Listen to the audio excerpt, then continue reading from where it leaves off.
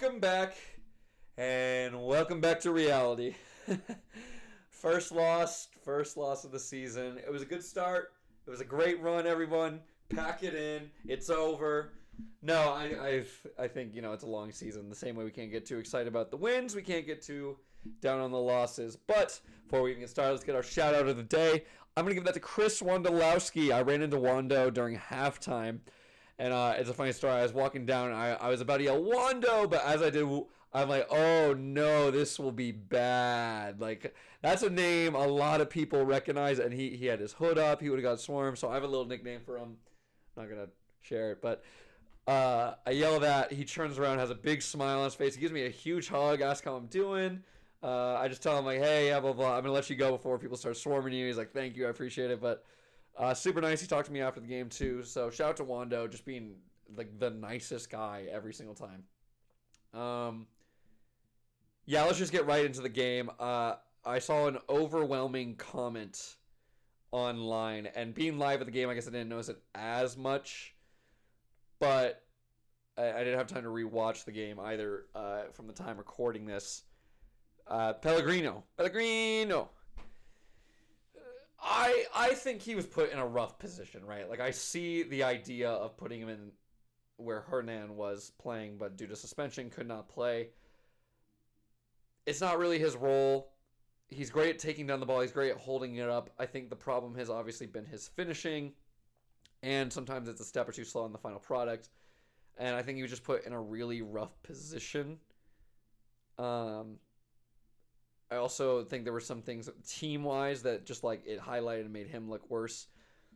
I think he got unfairly criticized, or an over amount of criticizing, because I don't think we were really playing to his strengths. With that being said, Hernan was definitely missed. I've said hasn't had the best 2 games, but this is a great example of stats don't only show it and like find the flair pair. He does do a great job of carrying the ball, even if all the passes and all the whatevers weren't amazing. And we saw that we missed that today. We saw a big breakdown of the team between the defensive midfield, and the attacking line, and not being able to connect and losing it. The way they were set up couldn't really just counter and long ball. And again, we'll move more onto that. But his ability to also draw in defenders and open up others was surely missed. I also feel we were a bit lazy today or Saturday. Didn't see as much movement up top. I think that was the biggest thing. You go back and you watch the game, there were a lot of runs either the forwards could have made or they could have checked and ran. I think, again, on Pellegrino's side, a lot of times where if someone else checked in or he checked in, and then Jamar could have ran out wide, or if Jamar ran and then he checked, or Chicho or Joseph. I think something we saw in the first game was a lot of play between Hernan, Chicho, Joseph, connecting, moving, checking, running, and we did not get check and runs this game. Second half it got a little better, but first half for sure was a problem. Started good, but as the game progressed, it became, let's move it left, let's move it right. Okay, nothing there. And I like that. You swing the ball around, wait for an opening, but it really was, all right, defense, midfield, goalkeeper, left, right. Okay, long ball. Kind of down the wing, but that would take like 20 minutes. We only got a couple chances. It felt like. Maybe not 20 minutes. I think, I just wasn't connecting as much today in that front. The movement up top, I think that was a big problem. I would notice when the ball was on the other side, whatever side it may be, the opposite winger or wing back would kind of start to make a run, see us not being played and stopped, and that was about it for the movement, and then we'd swing it back around. And that brings me to one of my biggest problems. Espinoza had to get involved. I felt we needed to find a way to get him involved. I get we have Chicho now. I get we've seen Pellegrino's highlights on what he can do. We have Joseph Martinez. Like, it doesn't need to all be on Espinoza. But with that being said, no matter how good or bad the Earthquakes have been, and a lot of time bad, last 5 years, you talk to any team in the MLS, yeah, but when Espinoza's running down the wing, yeah, but you never know with Espinoza. Oh man, Espinoza. They know one name on the team. It is Christian Espinoza. You ask them about Hernan Lopez, who on paper you would think you would know more. So, grandson of Maradona, this, that, the other, and now Chicho and Joseph, obviously bigger household names. But what Espinoza has done down the wing for years now, has been terrorizing people. And in this new position, I get he's got a work rate, and we kind of get him in defense. And again, it's just one game, but this has been something I've been worried about. We don't get him as much in offense. I still think he'd be better suited up top, running in behind, and then you could have Chicho and Joseph sharing minutes. And now you got to manage egos and manage all that. And then if it's a big game, go ahead, move Espinosa out wide. We see we can do it, and then have both of them up top, start a little more attacking. But why not have 60 minutes of a strong Chicho and then 30 minutes of a Joseph Martinez who's coming off an ACL injury, rotating, and then you could build Joseph up to play more. You could give Asuni Boda more minutes that way.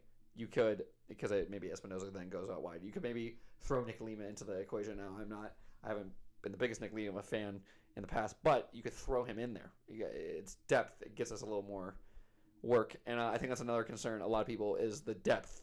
I've been saying it since the first game. I believe we are 2 or 3 injuries away from being a team. I don't necessarily hate the subs. Actually, I liked what Bruce did. He went all out attack. He subbed on every attacking option. I know Preston Judd is. It doesn't matter if he plays or doesn't play. He's the new scapegoat. I feel like it was Tanner Beeson, Jackson Newell before. They're gone. Now Judd has missed a lot of chances, so I guess it's fair in that respect. But also feel like he hasn't gotten many chances. So I like his aggressiveness. But yes, it is. As much as I like him, it's a big drop off from Chicho and Joseph. I think Buda's coming into his role, still young, still needs some minutes, but I think he's been doing great with the minutes he had. Just looking over the notes now, we can talk about the goal. Because I felt like it was back and forth, but I feel like we had the better chances for those opening 20, 30, whenever they scored.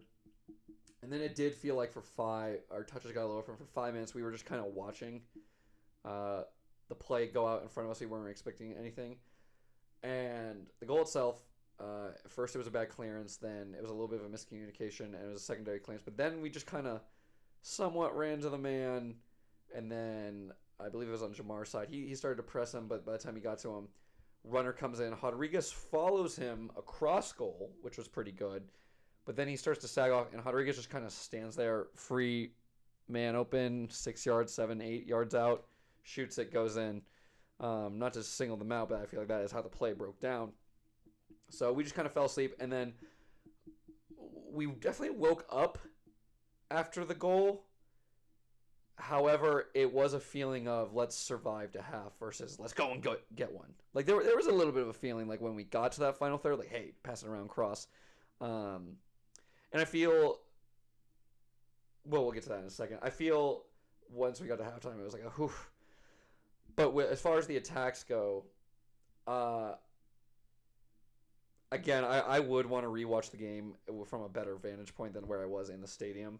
It sort of felt a little bit, not that we were exposed, but it did show and kind of highlight something I hope the coaching staff will be able to look at, is what do we do when we play a team in a similar formation, which I believe they were playing us in somewhat similar formation, and we don't have the same gaps open. And I personally, again, felt the answer to that was we needed more movement up top. I felt like, for second half, different story, right? First half especially, there wasn't much movement, wasn't much pressing as the other games. It became kind of a chess, like, okay, who's going to break first? And it was us. And it'll be cool to see, or it'll be interesting to see how we adapt to that, how we adjust to that. I appreciate the all-out attack. That's some of my notes I wrote down. I appreciate the chances. I think that's a... actually, I'm even getting ahead of myself. Better second half. I think the first 10, 15 minutes, I'm like, I really thought there'd be a Brave Bruce sub. But Brucey's boys. Bruce, trust the guys. You got in this mess. Go ahead, fix it. There wasn't subs for a while. I thought there'd be something at halftime. But he said, I'm sure he just saw it as, hey, we got a little unlucky. Let's just keep doing what we're doing. First 15 minutes, I still wasn't like, I'm like, it's better, but it's not like good. And then I feel, I don't think we had made a sub yet, but we definitely churned it up a notch, starting in a lot more chances, started running off the ball, and maybe I just had a better vantage point of it because they were attacking on our side for the second half, which was weird at home because usually we're defending the second half, but I digress. A lot more movement from Joseph. I think that was Joseph's best game of the three so far. Not that he's had a poor game, but I thought it was the best of three. A lot more movement, felt a lot more comfortable. We just didn't quite connect or have the space, and it came down to a lot of crosses, and we just weren't getting as many chances. They were winning the duels. We couldn't find a second way to attack, and it seemed they were comfortable with it, and obviously it worked out for them. Which then led to the all-out attack. We subbed out midfielders for more attackers, and to the point where we subbed out center back for an attacking mid for all of 1 minute. But everyone was on. All the options were laid out except for Benji, who's still recovering from an ACL, I believe. So I appreciate that from Bruce. Let's go for it. Why not? And I think the biggest thing, and I don't want to harp this point all year, so I think for now and maybe a couple more games, I'm willing to say, hey, this is a positive. But if it's the positive for the rest of the year, it becomes a negative in a sense. I think you'll kind of get what I mean. For anyone who had to endure, and I do say had to, and watched the games last year, which is not many. Even I started to zone out during the games last year. The ability to go down and fight back and have chances and kind of have a thing like, oh, are we going to get an equalizer? Looking around like, oh, that was a chance. Oh, we're knocking on the door. Is it coming? Is it coming? That is a foreign concept to last year's team. That's a foreign concept. Last year, it was not if, it was when are we going to blow the lead? When are we going to lose? And once we conceded, it's like, well, see you next week. It could be 10 minutes in, 20 minutes in, whatever it may be. Sorry, I keep looking over the notes for those that are watching. But yeah, I wasn't I think I'm still a little scarred and jaded from the past, but it wasn't whatever. But there was a sense of oh my God, are we gonna do it? Are we gonna get it? It wasn't a full excitement maybe Almeida's first couple years and obviously the 2012 Quakes, the Goonies, where it was all right, last 10 minutes, let's bring it. This is when we do our best. Fergie time, right? For old Manchester United fans who are not struggling the way they are now. But I think that was a big thing. Long-winded way of saying that. It was really nice to see that we kept pushing and it seemed like we really wanted it and we believed that we could get it. Huge step forward. Concerns, kind of already touched on these. Espinoza needs to get involved. It's not, I don't even put him on blame. We need to find a way to get Espinoza involved, whether it's moving him around or getting him the rock. I feel like he probably got the ball a couple times, but I can only remember 3 to 5, maybe 7 times him touching it. And I feel like a lot of times it drove us forward, and we didn't have that with Hernan because he's out, right? And Pellegrino offers a different skill set, and it was kind of a rough position. Joseph built off well, Chicho built off well, but this is the deepest I've ever seen Chicho play for us, and it's only been 2 games. But Chicho would stay a little bit more up top, help and combine. He was playing wing back at times. It seemed like Jamar was more focused on covering the center. I feel like it looked like a defensive scheme, which I thought was fine and smart. We kind of lost a little bit, but I don't think it was too big of a deal. I have no idea what the tactics actually were. I wasn't in the room when they were making it, but that was just something I noticed. So the ability to have someone, whether the shots are landing, the passes are landing, to drive the ball forward is so important when you feel like you're just stuck there, and it creates the shifts. It makes them more exhausted. It opens up the game a little bit, and I can see why Pellegrino was thrown in that role, because really a lot of times he's given a ball over the top, takes an unbelievable Mahrez level touch, gets by 1 or 2, chips it, goes wide, hits the goalkeeper, whatever it may be, right?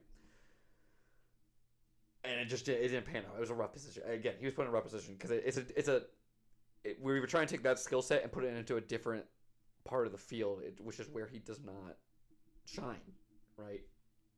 Talked about the depth on the bench. I still am under and I get it's probably managing egos and big names, but I still would like to see Chicho and Martinez share minutes, unless it's it's the Cali Clasico or LAFC this week, or hey, we got the Inter Miami game coming up. Let's get all the stars hauling at once.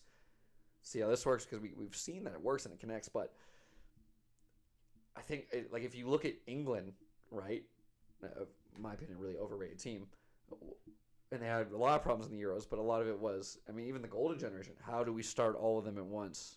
How, whether it was Scholes, Lampard, whatever, but now, how do we get Foden, Bellingham, Declan Rice, Grealish when he was with it, Harry Kane? How do we get them all on? You sub them? gets 60 minutes of really solid work, sub him, and now, yes, the guy's playing 30. He's going to be a little unhappy. The guy's playing 60, thinks he should be playing 90. But if you get results, right? And, like, it's a long MLS season. I'm especially with Joseph coming off this injury, I'm scared coming September. How are we going to be physically fit-wise? I mean, the three-back system, you're doing a lot of running, especially those wing-backs. Now we got Jamar Young. Got a couple options to go there. We got Espinoza, workhorse. We know how he is. And Bruce has been subbing them, minus this game because we were down. But it even reminds me of the Almeida team where that was a lot. That was probably a lot more running. That was a lot. The man marking system was that was a lot of running. I felt we burned out come the Open Cup runs and all that. I feel like towards the end of the season we were gassed, and we don't have the depth, and we're not getting new guys. We'll probably get a couple. Leach does a great job, right? But we're not the big spenders. We have already made historic signings. Level signings for a Quakes team. And Bruce brings the name. He's the name. He's the designer bag. He's the Gucci. He's the Louis Vuitton. It attracts, right? It attracts. And I'm sure we could find some more, right? Especially because let's see what happens with Hernan in the summer. But it'll be interesting to see how we move forward with that. I don't want to go too much into it. But let's move on to next week. Colorado. Okay. I'm gonna be honest, I haven't really watched too much of them, so when I say they look okay, it's me looking at a stat and who they've played, and I'm like, oh, okay. So I don't actually know if they look okay. With that being said, on paper, it's going to be interesting. There's a lot of names people may look at. Mihailovic, former LA Galaxy, I believe. It's kind of playing like a left-wing striker situation. A lot of people are going to look at that. A lot of people are going to look at Zach Steffen, obviously a U.S. men's national team player, big name, big cut. However you may feel about him, whether he's overrated, underrated, whatever, it's still a name you know. That's not who I'm concerned about. It'll be a good test for our defense. I think it'll be interesting. Josh Atencio, big fan of the kid. Just moved from Seattle Sounders. Deep playing box-to-box midfielder. Big kid for he's got to be around 20-something, young 20s. I believe he's around my age. Strong kid, powerful on the ball, great passing, good control. I know Sounders haven't been the best, but that's still a great program. Solid kid, and it would be our attacking midfielder, which will be Hernan, who I'd imagine had to cover him. Knowing our system, will probably shift to Ian Harkes or LaRue. But it will be, I feel like he's done well against us in the past. Not necessarily stat-wise or like, oh, he's always getting assists. But I do feel like he gets a good amount of movement and a good amount of play around us. So it will be interesting to see how we deal with him coming this next game. So that would be the one I want to keep an eye on. What I want for the game, though, I want to bounce back. I want to see that it's not we lost and now everyone's like, oh, back to the same old Quakes, another season of losses. It was fun while it lasted. Sure, we can see it early. Let's say we can see it early next game. Fight. Win it back. I want home to be a fortress. I hate that we lost at home. Let's win our home games. Whatever happens on the road, you figure it out, whatever. Win our home games. It wasn't as full of a stadium. Let's win them. Let's pack it. Let's pack the park. Let's make people want to come. That's me personally. That's the biggest one for me. Leave a comment down below though what you would like to see from this game. Obviously, we won't see what it win, but if there's something in particular you would like to see. And now, ladies and gentlemen, it's time for the Tommy Thompson GOAT of the match. I think it's obvious. I think everyone would agree. Danielle. Goalkeeper, hero, Superman, brick wall, Danielle.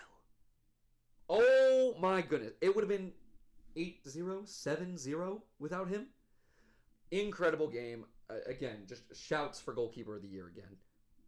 Probably will get snubbed. But the Tommy Thompson GOAT of the match has to go to Danielle. What an outstanding performance. What an outstanding keeper. We are so lucky to have Danielle from all the way from Brazil. I think we owe them money at this point, and Argentina. But leave a comment down below who your Tommy Thompson go to the match was.